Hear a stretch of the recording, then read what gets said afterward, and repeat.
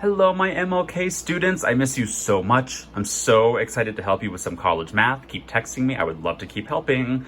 So, before we get started, we need to set up this triangle that it's talking about, knowing that A is opposite angle A, B is opposite angle B, and C is the hypotenuse.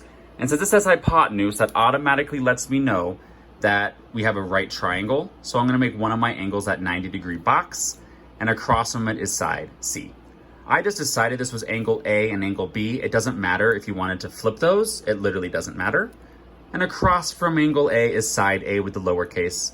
Across from angle B is side B with the lowercase b. Now remember, trigonometry gives you the ratios of two different sides, remembering so, ka, toa. And this trig is going to be the most reduced fraction of that ratio. So if I see that it's cosine, I know that the sides are going to be 4 over 5, and that's going to be the adjacent side over the hypotenuse. So let's take that information over to our triangle. First of all, I already know that side A is 10, so I'm going to put that down there, that A is 10. Now we know that the ratio of cosine of angle B is 4 over 5. Remembering that cosine is adjacent over hypotenuse, the adjacent next to side is A, and the hypotenuse would be C. But that's a little confusing. We already know that A is 10, so how is A supposed to be 4? Well, remember that that's a ratio, so we know it's going to reduce down to 4 over 5 eventually. So I'm going to set this equal to another fraction and put the adjacent over hypotenuse that I see in the actual triangle. So if I go to angle B, the adjacent side that was given was 10, so I'm going to put that on top to match adjacents on the top. Now, we don't have information about the hypotenuse, so that'll be x. And now we just have a proportion to solve. I'm going to cross multiply. 4 times x is 4x.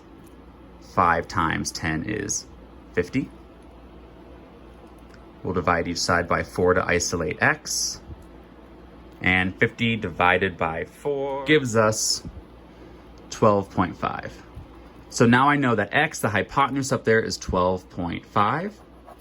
And now we can use Pythagorean theorem to get the other side, knowing that a squared plus b squared is equal to c squared. So in this case, I know that a is 10, plus we don't know b. We know that c is always the hypotenuse. And now we're going to solve this guy. 10 squared is 100.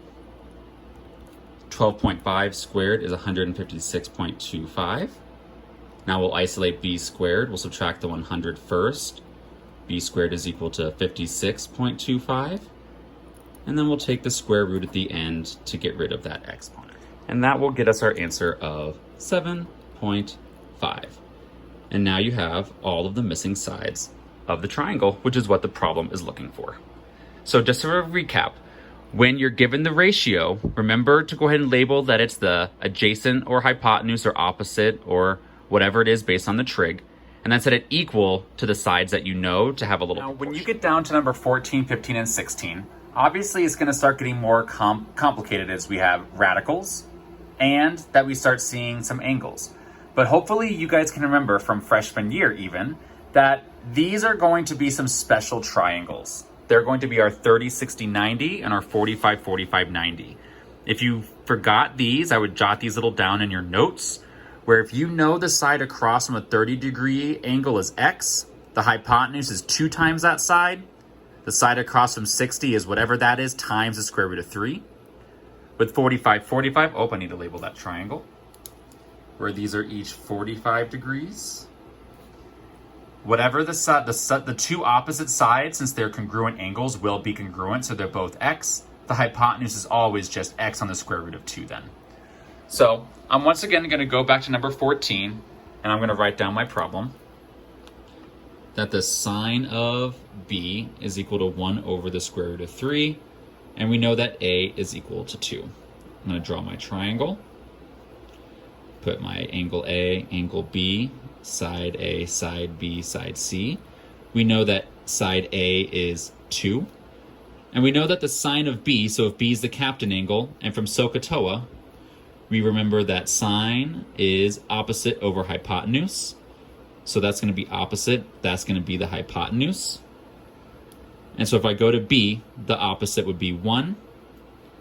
The hypotenuse then would be the square root of 3. And it looks to me like you are all good to go. That one literally just happened to give you all 3 sides. And you'll notice that it follows the pattern of one of those special right triangles up there. Okay. With number 15, let's set that one up now. We know that it says that A is 5, and we know that angle A is 60. So it gave us the side and its angle that are opposite from each other. Now, since that's 60 degrees and that's 90 degrees, this is automatically 30 degrees. So I know that the side opposite the 60 is x on the square root of 3. So if I'm going to go to the 30 degree side away, I'm going to divide by the square root of 3 when I go over to this side here. So it'll be 5 over the square root of 3. You'll need to rationalize that denominator. And then we double that to get over to the hypotenuse. And you would still have to rationalize those 2 sides in order for it to be fully good, most likely. So this next one, and some of the math that you guys need here, I realized we did as freshmen because you guys were so stinking smart. So I literally just went up here and Googled. If you guys go up to your Google Classroom and type in math 2 parentheses h underscore finals, you guys should start seeing your final study guide that I made you guys do 2 years ago. And I went ahead and opened a couple up. And this is literally what I'm about to teach. You guys have some hopeful notes in there. And you even have some stuff on special right triangles, which I talked about in the last video. So if you guys go find your Math 2 Honors Final Study Guide, you guys should already have some nice instruction. Or some reminders of your own brain because you're so smart. Before we can find all 6 trig functions, we need all 3 sides up here. I notice I don't have the hypotenuse, which is always c squared. So I'm going to go ahead and set up my Pythag. 4 squared plus 10 squared equals c squared. 4 squared is 16 plus 10 squared is 100 equals c squared. Just solve for that third side real quick. 116 is equal to c squared. We'll take that square root. And usually in college level math, they want reduced radicals. I'm not sure if Miss Thomas wants decimals, but I'm going to pause the video, reduce this radical. Go ahead and try it out, guys, and check your work with mine. After reducing the radical, I see that we can break it down. We have one pair that can escape, and we have one person still trapped in the radical jail, 2 on the square root of 29. So now we can go up here, 2 on the square root of 29. And now we have all 3 sides to get all of our trig angles, okay? So we just got to remember, what is our SOHCAHTOA? Our sine, cosine, and tangent. Cosine and tangent. SOHCAHTOA. And all of these are of A. So the sine is going to be the opposite over hypotenuse. All of the captain angles are A. So that we're going to end up having 10 over 2 on the square root of 29. Cosine is always adjacent over hypotenuse. So 4 over 2 on the square root of 29. Then tangent would be the opposite over the adjacent. So we're going to see 10 over 4.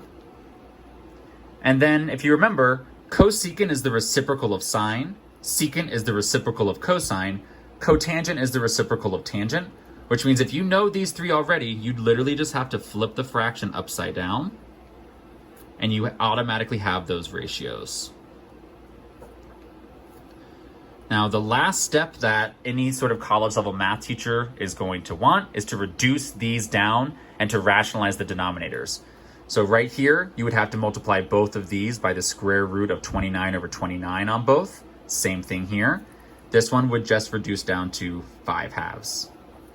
This one would reduce down to 2/5. Over here, you don't have to rationalize because the radical's on top, but you do have to reduce the numbers to the side if you need.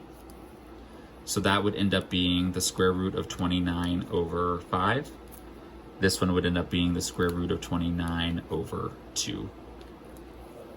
Please let me know if you want an extra video of how to rationalize those denominators. Those are the only 2 answers that aren't fully ready.